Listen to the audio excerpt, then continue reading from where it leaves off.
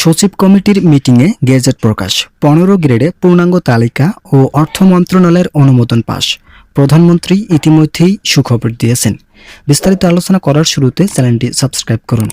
সকলের সম্মতিক্রমে সর্বশেষ সিদ্ধান্ত মোতাবেক সরকারি চাকরিজীবীদের নবম জাতীয় বেতন স্কেল কার্যকরের নতুন সিদ্ধান্ত নেওয়া হলো।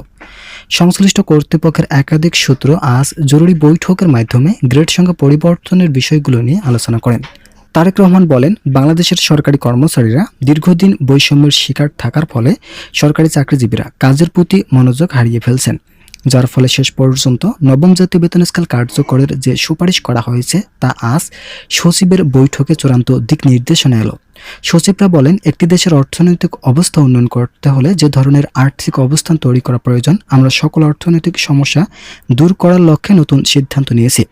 ইতিমধ্যেই আমাদের কার্যক্রমগুলো প্রায় শেষ ভাগে পৌঁছেছে। এখন শুধুমাত্র গেজেট প্রকাশের মাধ্যমে সরকারি চাকরিজীবীদের পূর্ণাঙ্গ সুযোগ সুবিধা তৈরি করা হচ্ছে। তারেক রহমান বলেন, আমরা পূর্ণাঙ্গ নতুন একটি তালিকা প্রস্তুতের জন্য অর্থ মন্ত্রণালয় ও পে কমিশনের সঙ্গে বৈঠক করেছিলাম। এই বৈঠকে সরকারি চাকরিজীবীদের বেতন বৃদ্ধির বিষয়গুলো স্পষ্টভাবে তুলে ধরা হয়। এছাড়াও থাকছে সিলেকশন গ্রেড ও টাইম স্কেল পুনরুদ্ধারের গুরুত্বপূর্ণ বিষয়গুলো। ইতিমধ্যেই আদালত থেকে এর ইতিবাচক সিদ্ধান্ত আসায় প্রধানমন্ত্রীর জরুরি তৎপরতায় নবম জাতীয় বেতন স্কেল কার্যকরের বেশ অগ্রগতি হয়েছে।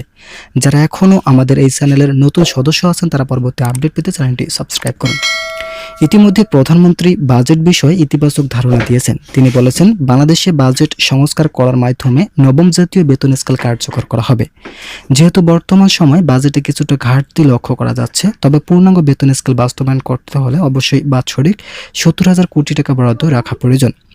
একটি পরিবারের 6 সদস্যের আর্থিক সক্ষমতা বহুগুণে বৃদ্ধি করা সম্ভব। বাংলাদেশের 22 লক্ষ সরকারি চাকরিজীবীদের সকল দাবি বাস্তবায়ন করা কোনোভাবেই সহজ কাজ নয়, কিন্তু এই দাবিগুলো বাস্তবায়ন করতে হলে যে বাধা বিপত্তি আছে সকল সমস্যা দূর করার নতুন সিদ্ধান্ত নেওয়া হয়েছে।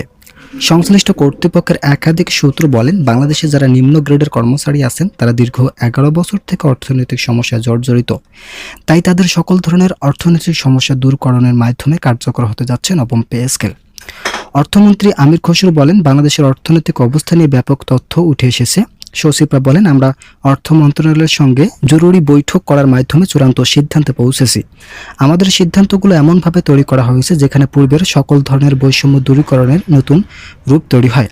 পে কমিশনের একজন ঊর্ধ্বতন কর্মকর্তা বলেন, যারা নিম্ন গ্রেডের কর্মচারী আছেন তাদের জন্য প্রধানমন্ত্রীর তরফ থেকে 2টি ইতিবাচক সিদ্ধান্ত নেওয়া হয়েছে। আশা করা যাচ্ছে সকল কিছু সিদ্ধান্ত কার্যক্রমে বাস্তবায়ন করার মাধ্যমে নবম জাতীয় বেতন স্কেল কার্যকর ঘোষণা আসবে। আপনারা অবশ্যই চ্যানেলটি সাবস্ক্রাইব করে ভিডিওটি কন্টিনিউ করুন।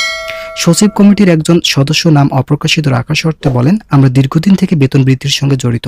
আমাদের কার্যকলাপগুলো এমনভাবে তৈরি করা হয়েছে যা পূর্বে কখনো করা হয়নি, কেননা আমরা সময় নিয়ে বেতন বৃদ্ধি করে যাচ্ছি, যার ফলে কিছুটা সময় বিলম্ব হলেও পূর্ণাঙ্গভাবে নবম জাতীয় বেতন স্কেল কার্যকর ঘোষণা আসবে। এতে করে যারা সাধারণ ও নিম্ন গ্রেডের কর্মচারী আছেন তাদের জন্য সকল সমস্যা সমাধানের বিশেষ পদক্ষেপ নিয়েছে তারেক রহমান।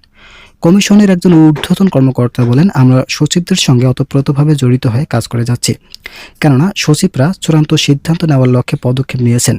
তারা এমনভাবে সকল কিছু সাজিয়ে তুলছেন যা ইতিপূর্বে বেতন স্কেলগুলোর তুলনায় অনেক বৈষম্যহীন। সচিবরা চাচ্ছেন 2026-27 অর্থ বছরে নবম জাতীয় বেতন স্কেল অবশ্যই গ্রেড সংখ্যা পরিবর্তন করা হোক, কেননা গ্রেড সংখ্যা অপরিবর্তিত রেখে বেতন বৃদ্ধি করা হলে সরকারি কর্মচারীরা অর্থনৈতিকভাবে ক্ষতিগ্রস্ত হবেন, যা আগামী 5 বছর পর্যন্ত কর্মচারীদের অর্থনৈতিক সমস্যা লক্ষ্য করা যাবে।